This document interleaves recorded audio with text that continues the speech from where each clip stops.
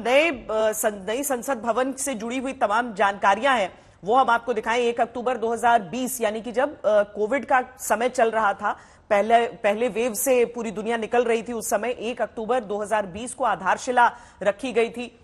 उस दिन भी शिलान्यास के लिए पूजा की गई थी, तमाम सांसद वहां पर पहुंचे थे, लेकिन उसके साथ ही यह चर्चा शुरू हो गई थी कि कितनी आवश्यकता। अब काम शुरू हुआ था 10 दिसंबर 2020 को वहां पे सेंट्रल विस्टा पे एक तरफ काम चलता हुआ और यहां पर नई संसद भवन की इमारत को लेकर उसका निर्माण अब पूरा होना था ये अक्टूबर 2022 में। आज देखिए वहां पर इसका उद्घाटन है, 28 मई का दिन है।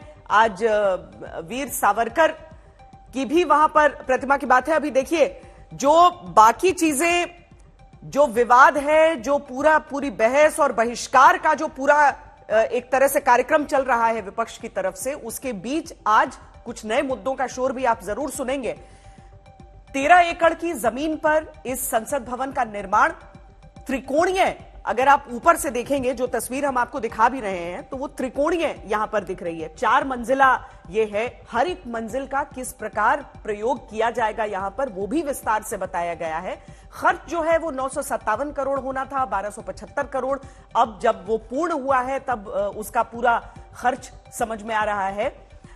लेकिन जिस तरीके से यहां पर पुरानी परंपराओं को, प्राचीन सभ्यता को, हमारी संस्कृति को प्रदर्शित किया जाए और एक तरह से समावेश हो आधुनिकता और प्राचीन संस्कृति का, उसका पूरा ख्याल रखा गया है।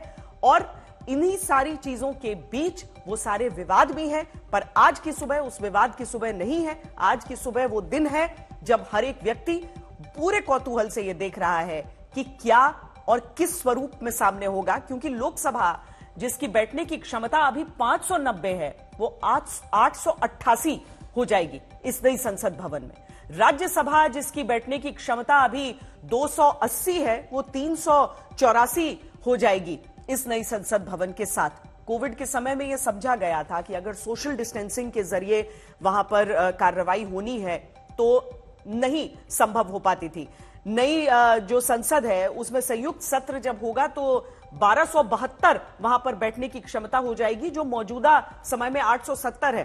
तो एक तो सोशल डिस्टेंसिंग की बात थी और दूसरी चीज जो थी वो ये कि जब संख्या बढ़ेगी तब किस तरीके से वहां पर सब बैठ पाएंगे। और केवल बैठने की बात नहीं है, ये सोच जो है हिमांशु, ये इससे कहीं आगे जाती है और प्रधानमंत्री इसको अपने दिल के बेहद करीब मानते हैं कि इस तरह से वो हमारी संस्कृति को स्थापित करें वर्तमान में।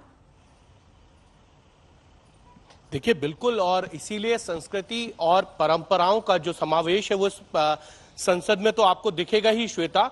लेकिन जो बात आप कह रही हैं सिटिंग बढ़ने का, उसमें सोशल डिस्टेंसिंग को भी रखा गया है।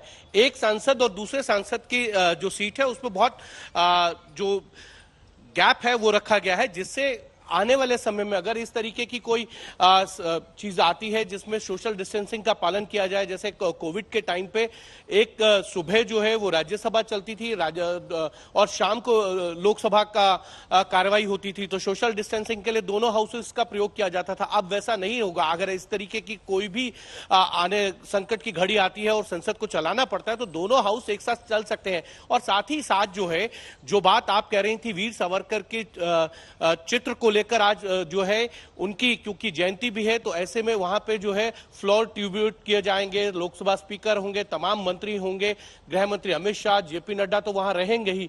और इसीलिए प्रधानमंत्री नरेंद्र मोदी की एक सोच है कि टेक्नोलॉजी को बढ़ाया जाए, आत्मनिर्भर भारत भी बने और टेक्नोलॉजी को भी बढ़ाया जाए।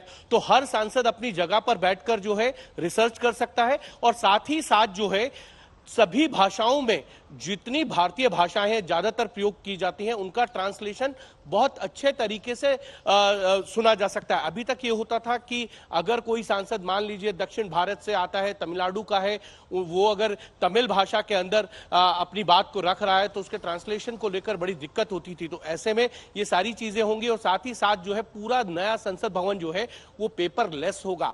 यहाँ पे पेपर का प्रयोग बहुत, ये कहा जा सकता है कि बहुत ही कम होने वाला है। तो ये जो सोच है प्रधानमंत्री नरेंद्र मोदी की, ये दर्शाती है कि आत्मनिर्भर आत्मनिर्भर भारत भी हो और भारत जो है वो नए टेक्नोलॉजी के साथ आगे बढ़े, संसद के अंदर वो सारी चीजें दिखें जो संस्कृति और परंपराओं की हैं।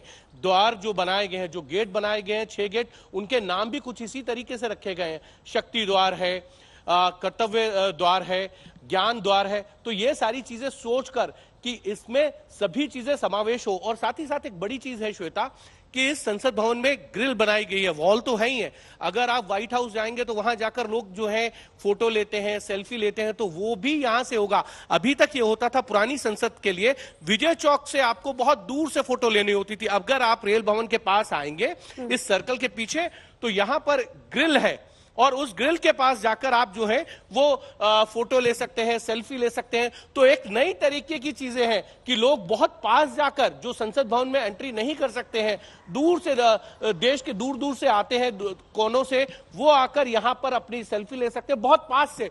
तो ये सारी चीजों का बहुत ध्यान रखा गया है। और साथ ही साथ मैंने आपको बताया कि सिटिंग के साथ साथ टेक्नोलॉजी, पेपरलेस, ये सारी चीजें तो देखने को मिलेंगी, लेकिन एक चीज नहीं रहेगी श्वेता, वो है सेंट्रल हॉल। जी हां, सेंट्रल हॉल पुरानी संसद के अंदर जो है जब भी ज्वाइंट सेशन होता था, राष्ट्रपति का अभिभाषण होता था बजट सत्र की शुरुआत से पहले, तो दोनों सदनों के सांसद वहां बैठते थे, लेकिन वहां पर इतनी सिटिंग एरिया नहीं था कि जिसमें दोनों सदन के सांसद बैठ पाए। इसीलिए अलग से जो है कुर्सी, चेयर्स का अरेंजमेंट करना पड़ता था। लेकिन नई जो लोकसभा है उसमें 1224 लोगों के बैठने की व्यवस्था है।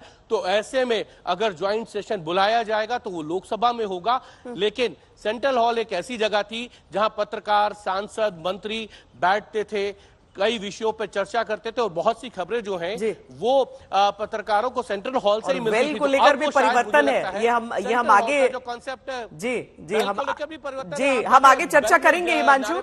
लेकिन जी अब ये ज्यादा चीज चुभेगी अभी जो भी विपक्ष में रहेगा।